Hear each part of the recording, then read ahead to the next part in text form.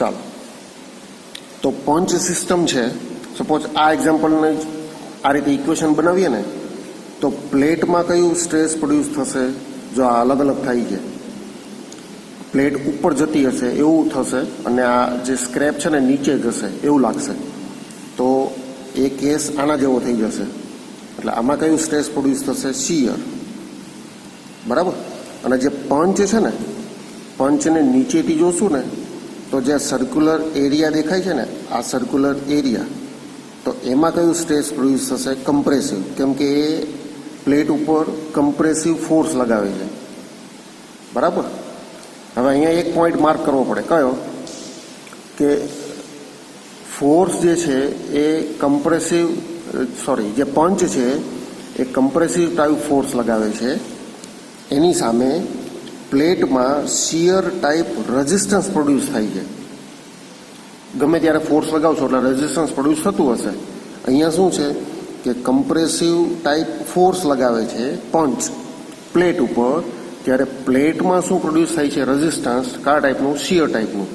એનો મતલબ એવો થશે કે જે પંચ છે એમાં પ્રોડ્યુસ થાય છે કમ્પ્રેસિવ ટાઈપ સ્ટ્રેસ, અને જે પ્લેટ છે એમાં પ્રોડ્યુસ થાય છે શિયર ટાઈપ સ્ટ્રેસ. એનો મતલબ એવો થશે કે જ્યારે પંચનો force more than equal to પ્લેટના શિયરથી વધારે હશે ને, તો જ પંચ પ્લેટમાં હોલ કરી શકે. જો આ ફોર્સ આના કરતાં ઓછો હશે ને, તો પંચ પ્લેટમાં હોલ પોસિબલ નથી. રેડી? તો પંચનો જે ફોર્સ છે એ પ્લેટના રેઝિસ્ટન્સ ફોર્સ કરતાં વધારે થાય છે, ત્યારે જ એમાં હોલ બને છે. અહીંયા તમે જેવો પંચથી ફોર્સ આપશો ને એટલે સીધો હોલ નહીં બની જાય. અમુક ફોર્સ એવો હશે કે સે ફોર એક્ઝામ્પલ 1 ન્યૂટન ફોર્સ લગાવો છો, હોલ બનતો નથી. 2 ન્યૂટન લગાવો છો, હોલ બનતો નથી.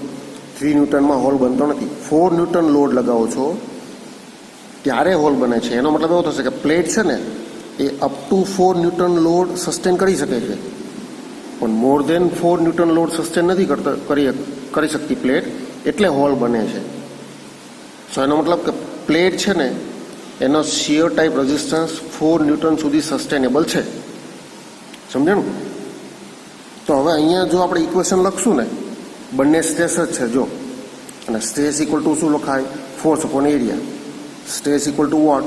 Force upon area. બરાબર. તો અહીંયા જો લખશું ને, તો કમ્પ્રેસિવ ટાઈપ ફોર્સ છે. Compressive type force must be greater than shear type force of plate. બંને ફોર્સ જ છે. હવે અહીંયા ફોર્સ લખવો હશે તો ફોર્સ કેટલો લખાશે? તો કે સ્ટ્રેસ ઇન્ટુ એરિયા. આમ લખાશે. રેડી? તો અહીં ઇક્વેશન મૂકીએ. આ ફોર્સ કયો? પંચનો. આ પંચનો જે ફોર્સ છે ને, પંચ છે એમાં નીચે અહીંયાથી લાગતો હશે કમ્પ્રેસિવ ફોર્સ, નીચેની સરફેસ ઉપર. હવે નીચેની સરફેસ કેવી છે? આ ટાઈપની સર્ક્યુલર. આ સર્ક્યુલર સરફેસ છે. હવે આનો ડાયામીટર કેટલો છે? ડી જેટલો. તો એનો એરિયા કેટલો થશે? π/4 d². π/4 d². તો અહીં આવી ગયું કે ફોર્સ લખવો હશે તો કેટલો લખાશે? તો કે સ્ટ્રેસ. કયા ટાઈપનું સ્ટ્રેસ છે? Compressive stress. ઇન્ટુ એરિયા કેટલો છે? π/4 d². π/4 d². Ready? Must be greater than આ ફોર્સ કયો? Resistance force, shear type resistance force of plate. તો અહીંયા જે રેઝિસ્ટન્સ પ્રોડ્યુસ થશે, તો આ જે સરફેસ છે, આ જે હેચિંગ કરેલી સરફેસ છે ને, એમાં શિયર પ્રોડ્યુસ થશે. જો આ ખીલ્લીવાળો જે કેસ હતો ને, આ કેસ અને આ કેસ બંને અલગ અલગ છે. આમાં જે સર્ક્યુલર એરિયા છે ને એ ફેલ થાય છે, અને આની અંદર આ જે બહારની સરફેસ છે ને આ ફેલ થાય છે. તો આ એરિયા કેટલો લખાશે? કોઈ પણ આ સર્ક્યુલર ડિસ્ક છે અને એની થિકનેસ ટી જેટલી છે, તો આપણે જે એરિયા લખવાનો છે ને આ લખવાનો છે, આ નહીં. જો આ એરિયા લખશો ને તો કેટલો લખાય? π/4 d². પણ આપણે એરિયા લખવાનો છે આ. તો આ એરિયા કેટલો લખાશે? સી, આ સર્કલ છે, અહીંથી કટ કરું સપોઝ, અને આ છેડો આ બાજુ આ છેડો આ બાજુ, મતલબ કે એને લિનિયર ડિસ્ટન્સ કરીશ ને આ રીતે છે એ રહ્યું જ, પણ આ સર્ક્યુલર છે એને મેં લિનિયર કર્યું છે. તો આ ડિસ્ટન્સ કેટલું થશે? પાઈ ઇન્ટુ આનો ડાયામીટર ડી જેટલો હશે ને, તો પાઈ ઇન્ટુ ડી થશે, પાઈ ડી. સમજાણું? હવે નાવ સપોઝ આટલી થિકનેસ છે, ટી જેટલી થિકનેસ છે, તો હું કટ કરીને બંને બાજુ એક્સટેન્ડ કરીશ તો મને આ ટાઈપની સ્ટ્રીપ મળશે. બરાબર? આની થિકનેસ કેટલી હશે? ટી જેટલી.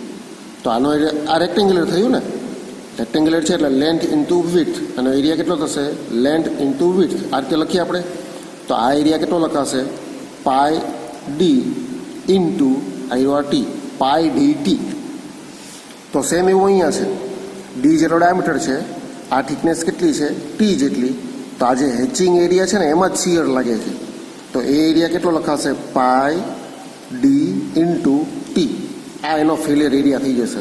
હજી અગેન ફરીથી કે આ જે સ્ક્રેપ બને છે, આયરો જે સ્ક્રેપ છે એમાં આ એરિયા આપણે લખતા નથી. જો આ એરિયા લખીએ ને તો એ શું લખાય? Pi by 4 D square. પણ આપણે કયો એરિયા લખીએ છીએ? આ, કેમ કે આ એરિયામાં જ શિયર લાગે છે. સમજાણું? એ કેટલો લખાશે? પાઈ ડી ટી.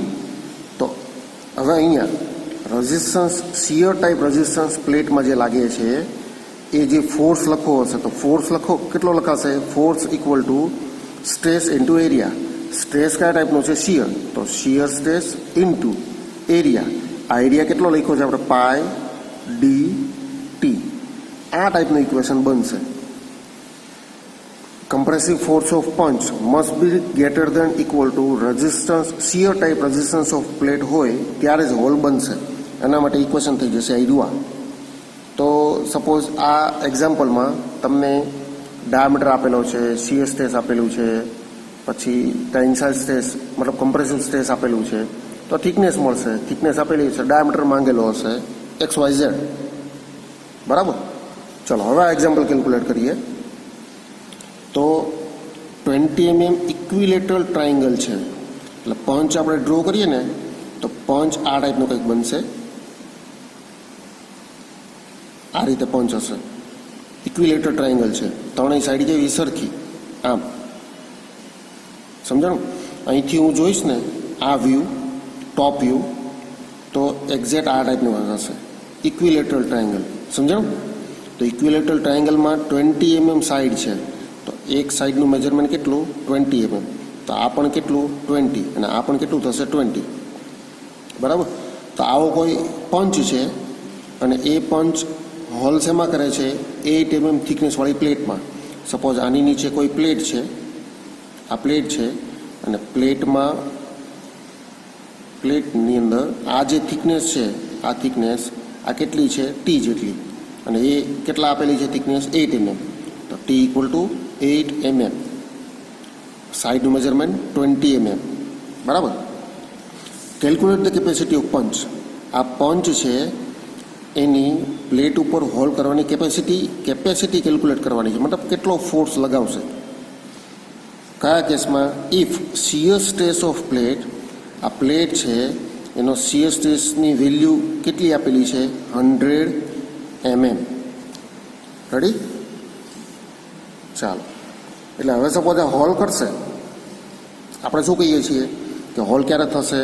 જો force applied by punch must be greater than equal to resistance force of plate. આ ટાઈપની કન્ડિશન બનતી હશે ને તો જ હોલ બનશે. રેડી? હવે એનો મતલબ સપોઝ આ હોલ કરે છે તો નીચે જે સ્ટ્રીપ આવશે ને એ સ્ટ્રીપ આ ટાઈપની કંઈક હશે.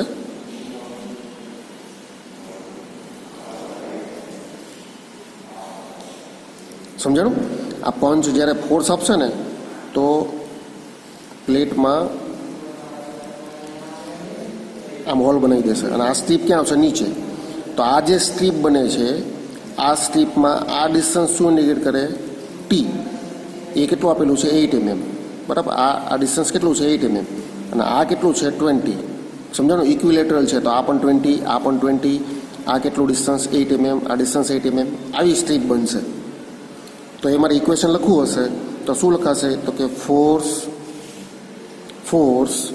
કેટલો લખાશે? ફોર્સ ઇક્વલ ટુ સ્ટ્રેસ કયા ટાઈપનું પ્રોડ્યુસ થાય છે પ્લેટમાં? શિયર. તો shear stress into failure area. હવે અહીંયા જેમ આગળ એક ડિસ્કશન કર્યું ને એમ આ એરિયા નહીં, આ એરિયા છે ને આ એ તો શું ઇન્ડિકેટ કરે? પંચમાં આ નીચેનો જે એરિયા છે ને કે જેની અંદર કમ્પ્રેસિવ લાગતું હશે એ ઇન્ડિકેટ કરે છે. સમજાણું? અહીંયા આપણે આ એરિયા કન્સિડર કરવાનો છે. તો એનો મતલબ કે આ જે છે ને આ એ, પછી આ સેકન્ડ, સેમ હોવાની આ પાછળ, એટલે આ થર્ડ, આ ત્રણે ત્રણ છે ને રેક્ટેન્ગ્યુલર હશે અને સરખા હશે. જો આ પોઈન્ટ છે ને આટલો એરિયા એને હાઇલાઇટ કરીશ ને એટલે આમ થશે, રેક્ટેન્ગ્યુલર મને પ્લેટ દેખાશે આ એરિયા. તો એમાં આ ડિસ્ટન્સ કેટલું છે? 8 mm. એટલે આ ડિસ્ટન્સ 8 mm અને આ વિડ્થ કેટલી થશે? 20. એટલે આ થશે 20. રેક્ટેન્ગ્યુલર છે તો આનો એરિયા કેટલો લખાશે? Length into width. એટલે આ થશે 20 ઇન્ટુ 8. એટલે આ થશે 160 mm લખાશે. રેડી? આવો આ એક એરિયા થયો. આવા ટોટલ કેટલા એરિયા છે? ઇક્વિલેટરલ ટ્રાયંગલ છે તો કેટલા એરિયા થશે? 1, 2 અને આની પાછળ 3. તો ટોટલ કેટલા એરિયા થશે? 160 by 3 mm square. 20 by 8 mm, 160 mm square area. તો 160 બાય 3 mm સ્ક્વેર આ થશે 480 mm સ્ક્વેર એરિયા. આટલો એરિયા છે આ. તો રેઝિસ્ટન્સ ફોર્સ લખવો હશે પ્લેટનો તો કેટલો લખાશે? Shear stress into failure area. Failure area કેટલો છે? 480 mm સ્ક્વેર. જો હવે યુનિટ જોઈ લઈએ. શિયર સ્ટ્રેસ, પ્લેટના શિયર સ્ટ્રેસની વેલ્યુ કેટલી આપેલી છે? 100. એનો યુનિટ શું છે? ન્યૂટન પર mm સ્ક્વેર. 100 ન્યૂટન પર mm સ્ક્વેર ઇન્ટુ આ એરિયા કેટલો છે? Failure area 480 mm square.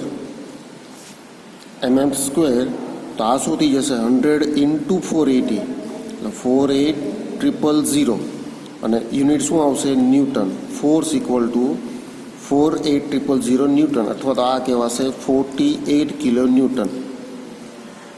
20 mm સાઈડનો ઇક્વિલેટરલ ટ્રાયંગલ હોલ કરવો હશે પ્લેટમાં. કઈ પ્લેટ? તો 8 mm થિકનેસવાળી. તો એની અંદર 48 કિલો ન્યૂટન જેટલો ફોર્સ લગાવવો પડશે. ક્યારે? કે પ્લેટના શિયર સ્ટ્રેસની લિમિટ કેટલી હશે? 100 ન્યૂટન પર mm સ્ક્વેર.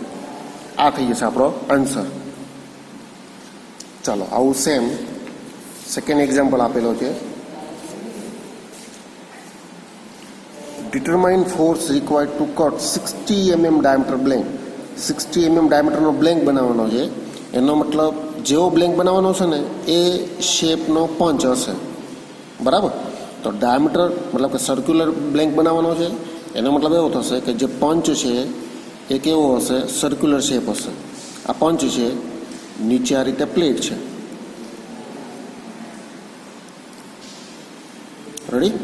આની થિકનેસ કેટલી આપેલી છે? Thickness of plate 8 mm. એટલે આ 5 mm. એટલે આ થઈ જશે 5 mm. કેટલા ડાયામીટરનો બ્લેન્ક બનાવવાનો છે? 60. એનો મતલબ કે આનો ડાયામીટર પણ કેટલો હશે? 60. એકચ્યુઅલમાં વ્યવસ્થિત એનાલિસિસ કરીએ ને તો અહીંયા ક્લિયરન્સ આપેલો હશે, પણ ડિઝાઇન પોઈન્ટ ઓફ વ્યૂ એનું ડિસ્કશન અત્યારે જરૂર નથી. તો 60 mm પંચ જ્યારે હું અપ્લાય કરીશ ને તો પ્લેટની અંદર આ રીતે હોલ બની જશે. બરાબર? અને સ્ટ્રીપ છે ને એ નીચે આવશે એટલે આ ટાઈપનો સ્ક્રેપ બની જશે આ રીતે. રેડી? તો આ બનશે ને આ ડાયામીટર કેટલો હશે? 60 જ હશે. અને આની થિકનેસ કેટલી હશે? પ્લેટ જેટલી 5 mm. આટલી સ્ટ્રીપ હોલ થશે ને એટલે એ આ જે કટકો છે ને એમાંથી બહાર આવી જશે, એમ ટૂંકમાં સ્ક્રેપ. અને એની અંદર જે પ્લેટ છે, જે પ્લેટમાં હોલ કરીએ છીએ એના અલ્ટિમેટ વેલ્યુ આપેલી છે. શિયરની અલ્ટિમેટ વેલ્યુ આપેલી છે. Shear ultimate equal to 350 newton પર mm સ્ક્વેર. આટલો ડેટા આપ્યો છે. તો ફાઇન્ડ આઉટ શું કરવાનું છે? Determine the force required.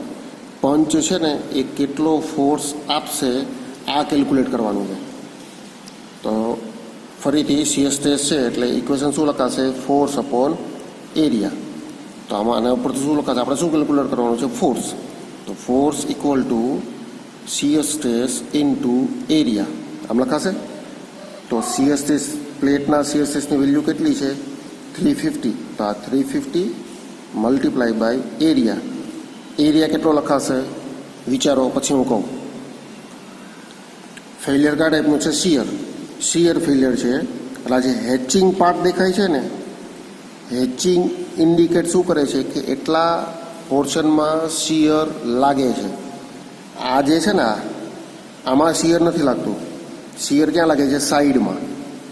તો આ એરિયા કેટલો લખાશે તો એના માટે એરિયા લખીએ છીએ આપણે પાઈ ડી ઇન્ટુ ટી. બરાબર. તો આ એરિયા થશે pi into D into T. Force આટલો લખાશે. તો 350 multiply by pi multiply by diameter કેટલો આપેલો છે 60 mm. તો 60 ઇન્ટુ થિકનેસ ઓફ પ્લેટ કેટલી છે 5. એટલે આ થઈ જશે. જો યુનિટ તો ખ્યાલ છે ને બધાને. આનો યુનિટ શેમાં છે ન્યૂટન પર mm સ્ક્વેરમાં. મલ્ટીપ્લાય બાય એરિયા શેમાં છે, એરિયા કેટલો લીધો 5 mm બાય 60 mm એટલે mm સ્ક્વેર. તો એરિયા લખીએ છીએ mm સ્ક્વેરમાં. એટલે ફોર્સનો યુનિટ શું થઈ જશે ન્યૂટન.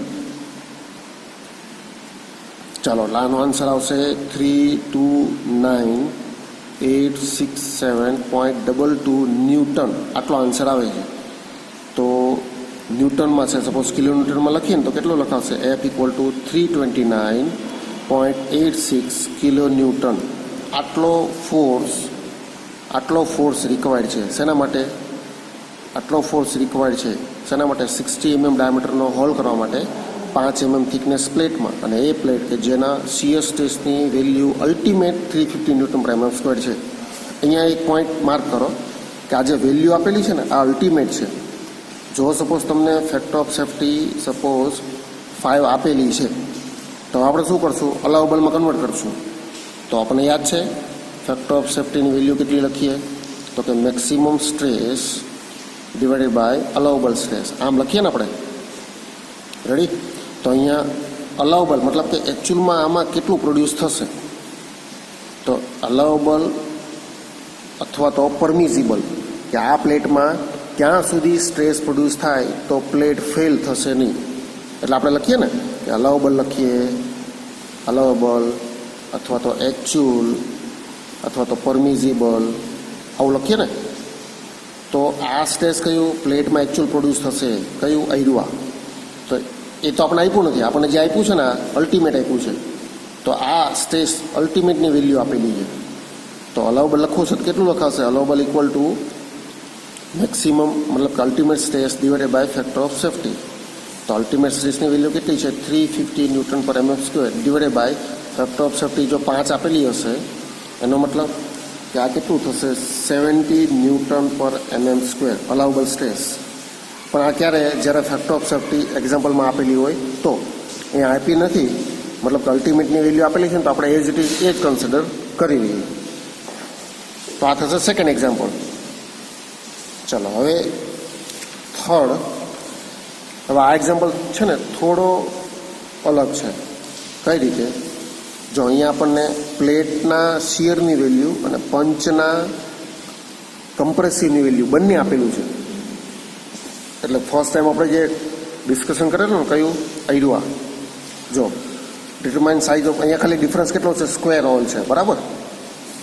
તો આ કન્સેપ્ટ અહીંયા યુઝ થશે કે પંચમાં જે ક્રશિંગ ફોર્સ છે must be greater than equal to resistance shear of plate. તો આ resistance shear type resistance force કરતાં પંચનો કમ્પ્રેસિવ ફોર્સ વધારે હોવો જોઈએ. એટલે આવું કંઈક ઇક્વેશન બનશે. ઇક્વેશનમાં જે ડેટા આપેલા હશે મૂકશો એટલે થઈ જશે. જો પહેલાં તો કયો સ્ક્વેર હોલ છે એટલે ચાલો આ રીતે કંઈક સ્ક્વેર પંચ બનાવેલો છે આ રીતે. રેડી. એ નીચે પ્લેટ છે આ રીતે પ્લેટ છે. સપોઝ હું ફોર્સ આપીશ એટલે નીચે આની અંદર હોલ બનશે. હોલ આ રીતે બની જશે. નીચે જે સ્ક્રેપ આવશે એ સ્ક્રેપ પણ કયા શેપમાં હશે સ્ક્વેર શેપમાં જ હશે. આ રીતે થઈ જશે ને. આ ડિસ્ટન્સ કેટલું? થિકનેસ ઓફ પ્લેટ જેટલું, બરાબર.